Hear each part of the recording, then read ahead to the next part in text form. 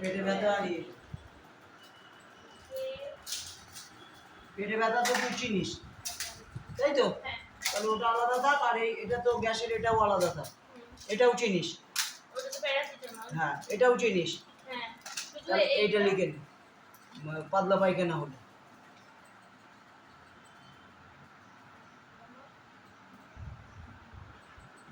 দু চারবার হলে তবে, তা নাহলে খাবি না।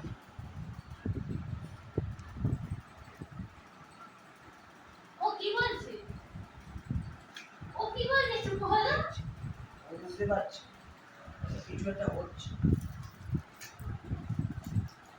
আর কিছু